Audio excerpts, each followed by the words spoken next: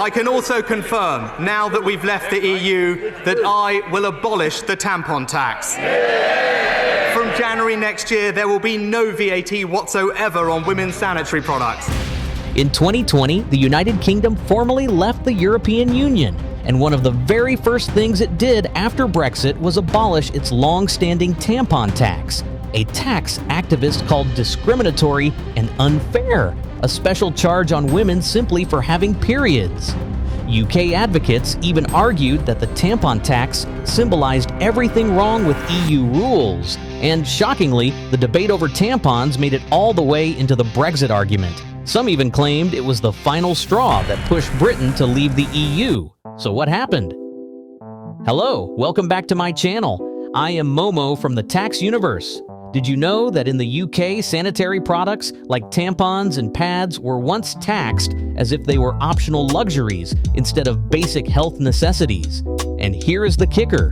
While tampons were taxed, exotic meats like crocodile were not taxed at all. And even certain helicopter repairs could slip through without a tax bill. It made campaigners ask, how can crocodile steaks and helicopters get better tax breaks than women's health products? If this sounds shocking to you, it was just as shocking to the British public.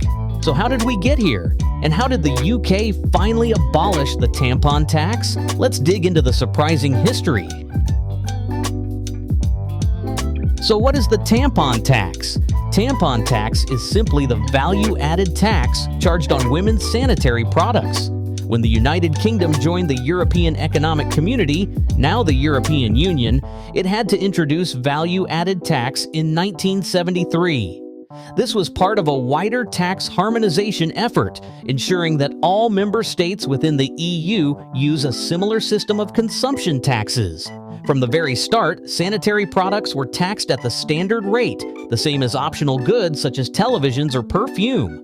By contrast, many everyday essentials such as bread and milk were given reduced or even zero tax rates.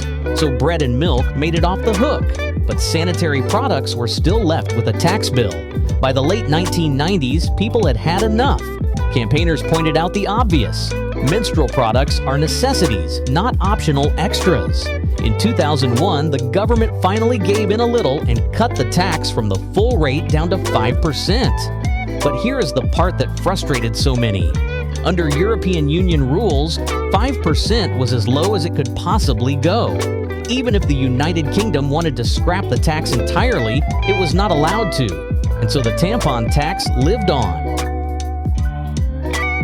By the 2000s, the tampon tax had become a lightning rod issue. In 2014, a student named Laura Corriton launched the Stop Taxing Periods campaign. Her petition caught fire, gathering more than 300,000 signatures. The following year, activists staged bold protests outside Parliament, some even free-bleeding in public to make their point. The pressure was impossible to ignore, and the government promised to fight in Brussels for the right to scrap the tax. But for years, nothing really changed. Then Brexit came onto the horizon. In March 2020, Chancellor Rishi Sunak announced that once the United Kingdom left the European Union, it would finally abolish the tampon tax. And on the 1st of January 2021, the change officially kicked in. Sanitary products were moved to a zero rate of tax. And after nearly 50 years, the tampon tax was gone. The whole point of abolishing the tampon tax was simple. If you remove the tax, women should pay less for sanitary products. The idea was to make them cheaper and more affordable because the tax component would no longer be there. But here is the big question. Did it actually work? The short answer is, not really. In the United Kingdom, VAT is already built into the final retail price. Shoppers do not see a separate line telling them how much tax they are paying. So when the tampon tax was scrapped, there was no clear signal to consumers of how much prices should fall. And what happened next was disappointing. Instead of lowering prices, many retailers simply kept them the same. The part of the price that had once gone to the government in tax now went straight into company profits. Studies confirm this. Prices of many sanitary products barely moved, while retailer margins quietly went up. That is why critics argue that although abolishing the tampon tax was symbolically powerful, it did not solve the deeper issue of period poverty, meaning women and girls not being able to afford basic sanitary products. For those already struggling, removing a tax that was never reflected in lower prices made little difference. Campaigners say real progress will only come from policies that provide free or subsidized access, not just adjusting the tax code. So, what do you think?